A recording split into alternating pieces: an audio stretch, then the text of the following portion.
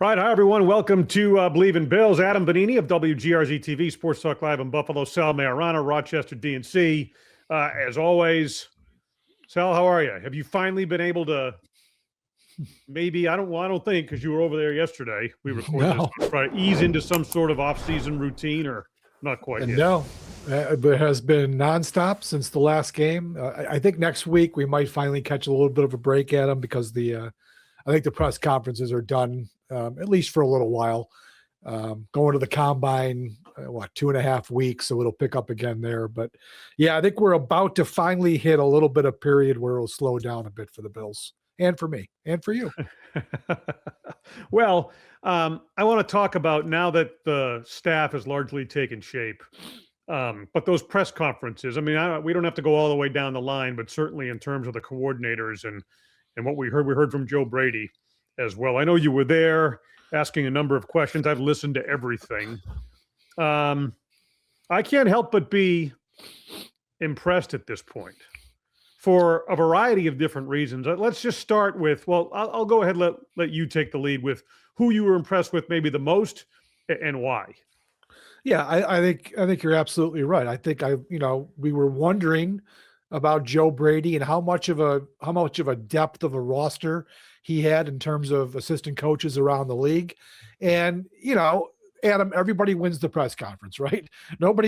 Hardly anybody looks bad in their introductory press conference. So yeah, all of it looked good, not only for Brady last week, but, with the coordinators on Thursday, all three of them, they all came off very well spoken. They sound like smart guys. They've been in the league a little bit. So that was all nice. But I have been impressed with the way Brady has gone about doing this. I like the rapidity of it. I mean, he said, I'm not going to hurry up and do it, but because I want to get the right guys, but I think he's done a little bit of both. I think he has done it pretty quickly. Don't forget, we've still got a couple coaches that have, Clint Kubiak for one, that are trying to build their staffs. And Brady, let's face it, he got into this a little bit late. The Bills made their move after the divisional round, and he fell behind the curve a little bit with maybe some of the top assistants. Now, who knows where those guys ranked on his list, but it looks to me like he's building the makings of a pretty good looking staff. So we'll start with Jim Leonard. I think you and I can both agree that was the most critical hire. Yeah. Because Brady maintaining play calling duty on the offensive side, it's still going to be his offense, pretty much the offense the Bills ran last year. So you and I have talked that he needs to hit a home run on defensive coordinator, because he even said, he said it a couple times now, he is turning that side of the ball over to whoever he hires, and it turns out to be Jim Leonard. I like it. I like what Leonard talked about yesterday. He had a great, he's a young guy. He's 43, but he had very good experience at Wisconsin. He was there 6 years. It's nice to see a guy in college, Adam, who stays in one place for a little while and can build something. We see these college coaches. That might be the most transient job in all of sports, as college football coaches. They seem to change addresses every year.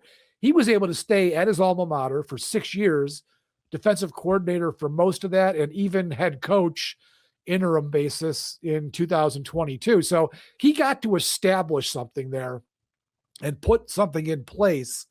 And it was very well received at Wisconsin. He had a lot of success. Now, college is different than the NFL, but he had a lot of success in college that made him very interesting for Sean Payton to bring onto his staff. And, I don't know how much of a role he had last year. Vance Joseph is their defensive coordinator, but Leonard had the title of passing game coordinator for the defense. You look at that passing game defense that the Broncos had, that looks pretty good to me, Adam. So I liked a lot of what he said yesterday. Why don't you give me your thoughts, and then we can dissect a few of the things he talked about. Well, a couple of things. First is, I remember covering Leonard as a player.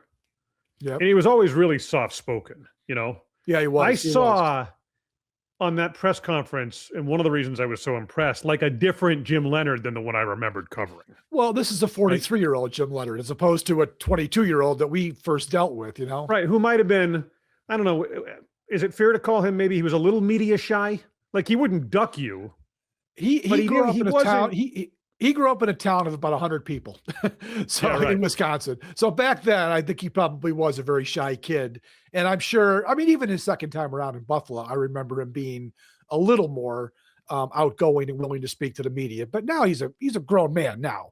So I expected he'd be pretty well spoken. I had read a couple things from other reporters in Denver that he isn't the most quotable guy.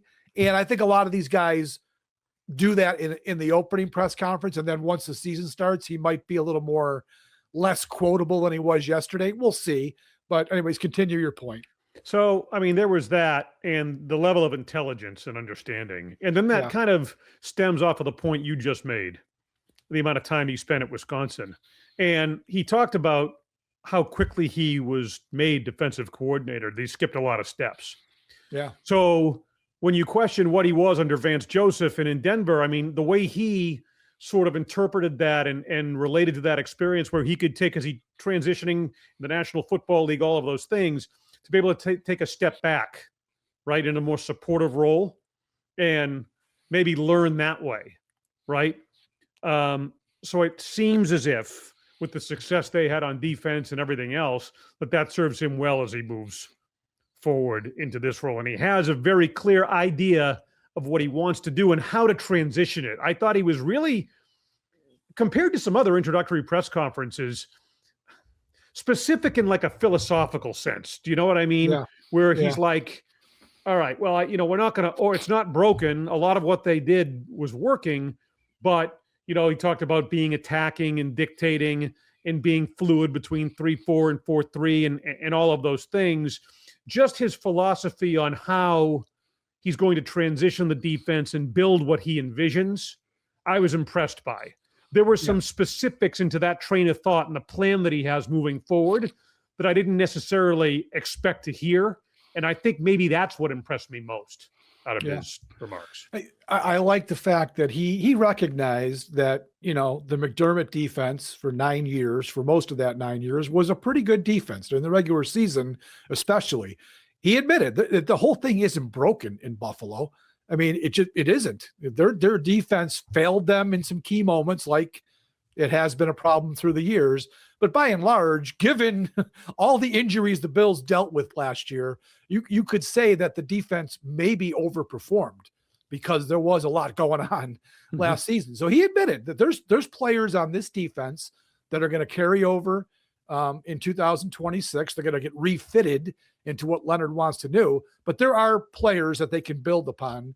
And he made that pretty clear, and he also said, we know what they did in Buffalo. It was a good defense. We think we can find ways to be a little bit better. He didn't say that in those exact words, but that's essentially what he was saying. He thinks he can take what's here and, mold that clay a little bit into a different form. And I think there are the pieces in place for this defense. And I've said this, Adam, I know you've said it. I was not in favor of firing Sean McDermott. I just didn't think he deserved to go this year. But I do know that if he had stayed, I'm not sure we would have changed this defense. And I think this defense really needs to change. It's become stagnant. I just said all those nice things about how they overcame injuries, but this scheme it feels like it's just run its course, and it was time to do something new. And that wasn't going to happen if Sean was still the coach. So in that respect, this is probably a good thing for the Bills that they're going to do. I mean, the offense is going to be largely the same. We know this, but the defense is going to get overturned a bit. And I think that's a good thing for the Bills. Switching gears from an offensive standpoint, and Leonard did mention what a pain in the ass it was to go against the Bills. Well, and it should. I mean, every team thinks it's a pain in the ass to go against, Josh Allen. Even with the wide receivers they had, they're still a tough team on offense. So, and he was respectful of that. Of course, it was pretty funny when somebody asked him, was it a catch? And, of course, he said because the Super Bowl hasn't been played yet, it's still 2025. So it was a catch. Next week, it'll be it wasn't a catch. Next week, it'll be a catch for Brandon Cooks. And, oh, man, what a bummer. By the way, let's digress for 1 second. What do you think of that? I mean, we kind of covered it the night of, and there was so much going on that night. that, where they lost the game or whatever, was the next morning, whatever it was. What's your stance on the catch? On the catch? Yeah. Yeah, I thought he caught it and he was down by contact. See, I'm of the opposing. I thought he didn't finish. Well, Yeah. that's what the officials ruled, is that he didn't finish the catch. I thought actually agree with that call. I hate it.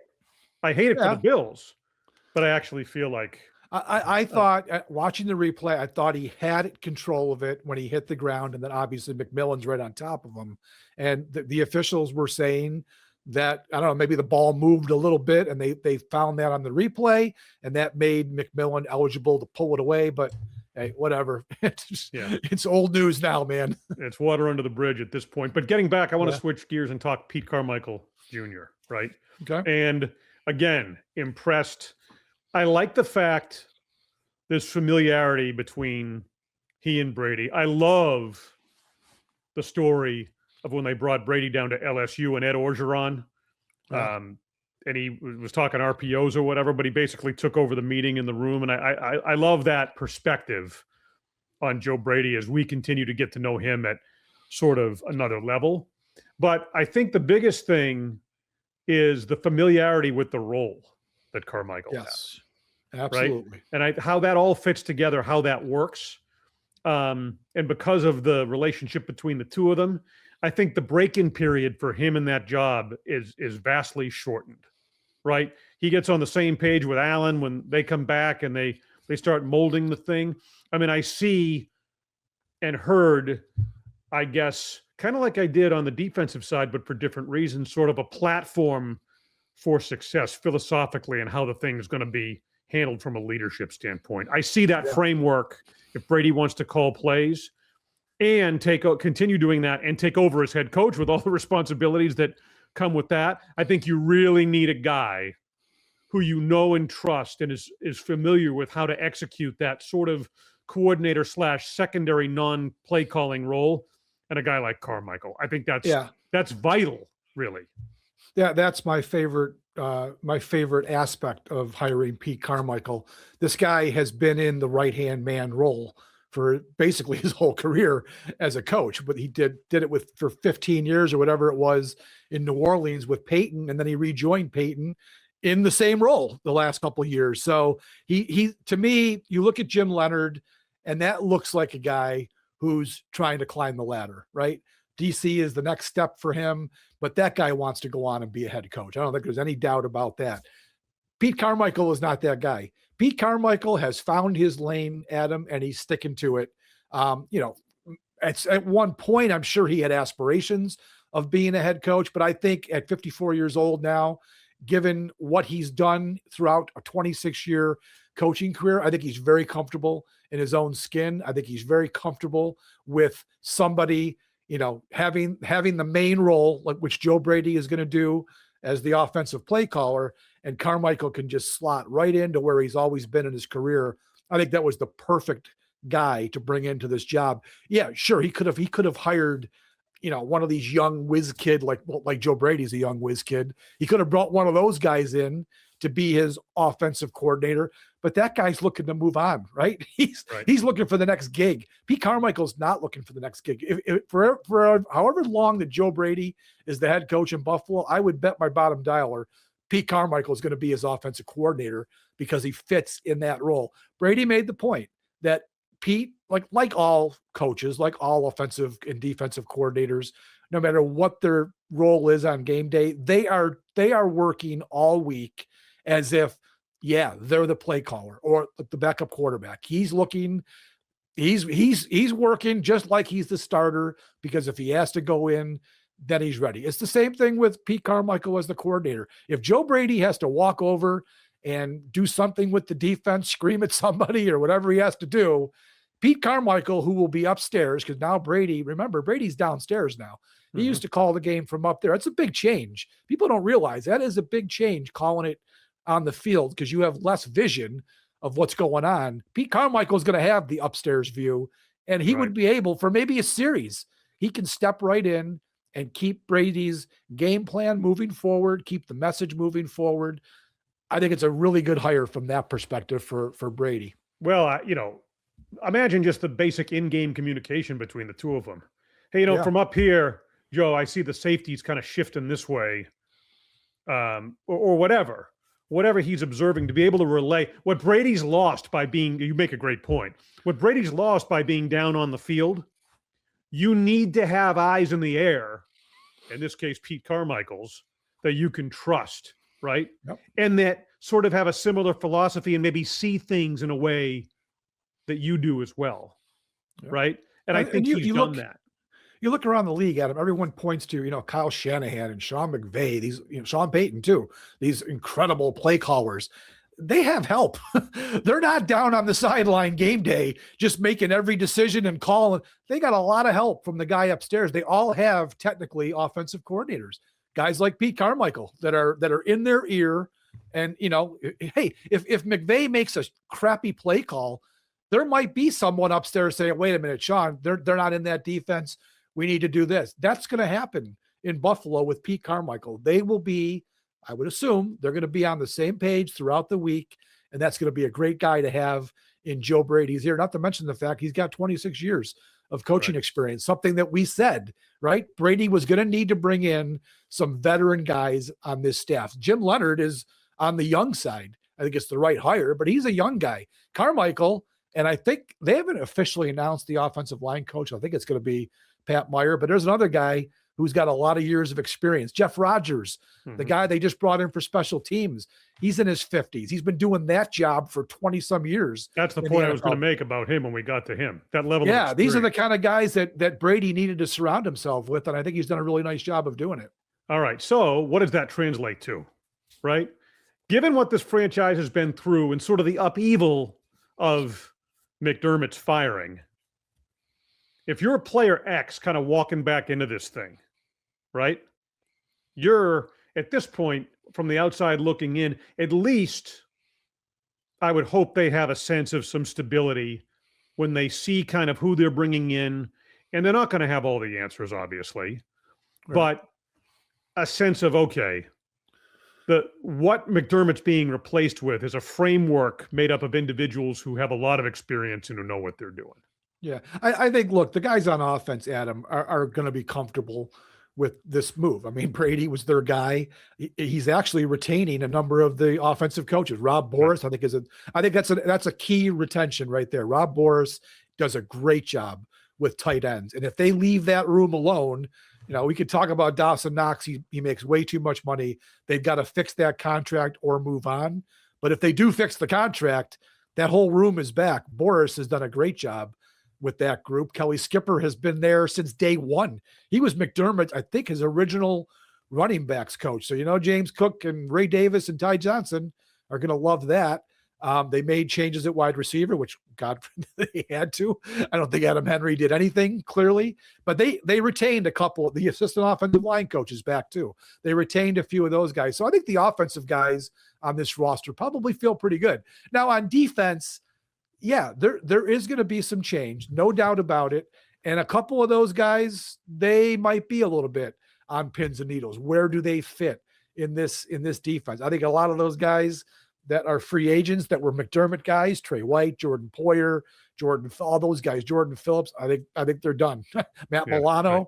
I think it's over for those guys. This is part of a rejuvenation and total overhaul, not total, but pretty good overhaul of the defense. Those guys are probably not in the same situation. Taron Johnson, who Leonard spoke pretty highly of yesterday, but he's another guy that's making a lot of money and he's been in decline for 2 years. Where does he fit? They got some big decisions to make. I got an idea on Taron Johnson too. Adam, why not? If they're going to keep Taron Johnson, which it would be a little bit painful with the salary cap hit to move on from him, but if they are going to keep him, why can't he be a safety? He seems to me like the guy who can replace that Jordan Poyer role. Get him out of the traffic. One of the biggest problems for him and Milano has been where they play in that defense. It's a car crash on every play. And those guys paid the price. They're both undersized guys, right? Milano was an undersized linebacker his whole career. Taron Johnson is not a big guy. And that was part of the reason they were always banged up. To me, I think Taron Johnson moving to safety next to Cole Bishop would be a damn good idea. And if nothing else, Adam, he'd be a bridge guy, right? Maybe you move on and you draft a guy or whatever next year, because Leonard even admitted year one could very well look different than what year two was once they started getting this thing firmly in place. I think Taron Johnson would be a great bridge guy to move to safety, but we'll see. I think he has the intelligence and the athleticism still. Willing tackler. To be able to do it. Sure. I think that's an excellent point. All right. So that's a kind of a good overview of where things stand right now. It's, of course, Super Bowl Sunday coming up this weekend. And the folks at FanDuel, presenting sponsor for this show and others on the Believe Network, Seahawks remain 4.5-point favorites. Now, I know where your heart lies in this game. Oh, yeah. Right. My black heart. Where does your head lie on this one? Well, my head's in the same place. I mean, I'll be rooting for 56-0 Seahawks, of course. But I do also think they're the better team, Adam. The Patriots all year long, and this just might be a year of destiny for them, right? I mean, they've had the luckiest season you could possibly imagine, the easiest schedule. They're playing the stupid, CJ Stroud Texans who have no offense. They get Jared Stidham in the championship game in a blizzard. I mean, for Christ's sakes, they couldn't have had more things go their way. True. So it could be a year of destiny for them. I just hope that the better team, which is Seattle, wins out in the game.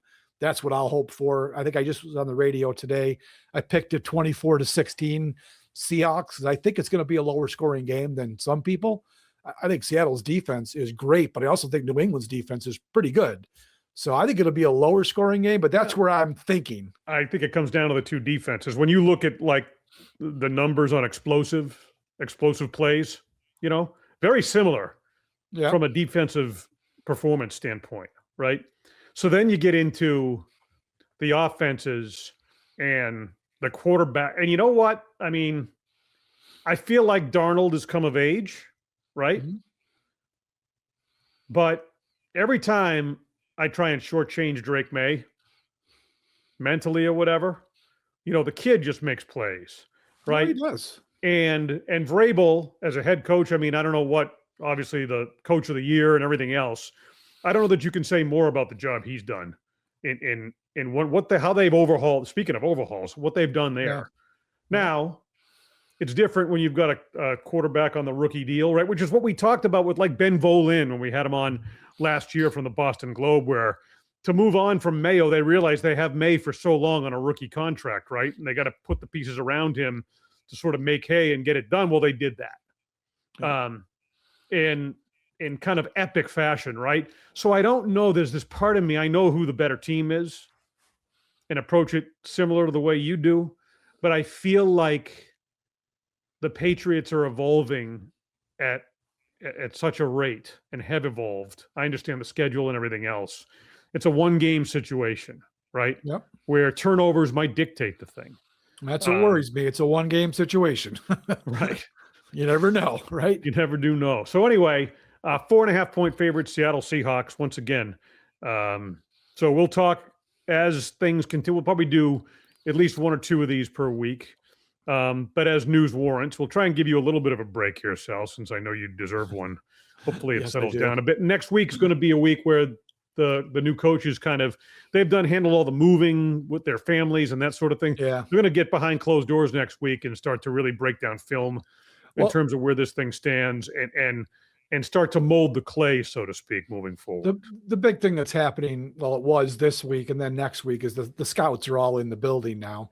So there's a lot of meetings going on, a lot of looking at prospects because they have to get ready for the combine. The NFL schedule is so goofy. Combine, free agency, draft. I don't know why they can't push free agency first and then teams can really concentrate with the combine and the draft, but it's broken up weirdly. So they've got to get their combine agenda set right now when they go to Indy. So they got to go through all these prospects. And what's interesting there, Adam, I don't know how much it'll impact what's actually going to happen, but remember the scouts were out there scouting these college games all last season with McDermott in mind and the players that he's always wanted. I don't know how much work they put in on those types of players, but now they've got to go back into their notes and say to Jim Leonard, okay, well, we scouted these guys who might fit. There's a lot of things that have to go on in the next couple of weeks just to get prepared to go to the combine. So that's going to be going on, but that's all behind the scenes stuff that won't involve the media. So I think it will be a little bit slower for us. There'll be less content to put out there, but then the combine comes in 2 weeks and we're right back at it again. And that puts to the test, and in a lot of ways forges maybe the interface between the coaching staff and Brandon Beane and his new kind of more powerful role in this. And so, I mean, in some ways, I think that's good. It's kind of a crucible in a way. And it's an interesting perspective just for fans on what's going on now and what they have to prepare for to kind of get it right as they progress moving forward. So, Sal, I thank you as always. Thank everyone for kind of listening or watching this program, Believe in Bills, presented by FanDuel. For Sal Maiorana, the Rochester Democrat and Chronicle, I'm Adam Benigni of WGRZ TV and Sports Talk Live Buffalo. Thank you, as always, for being with us.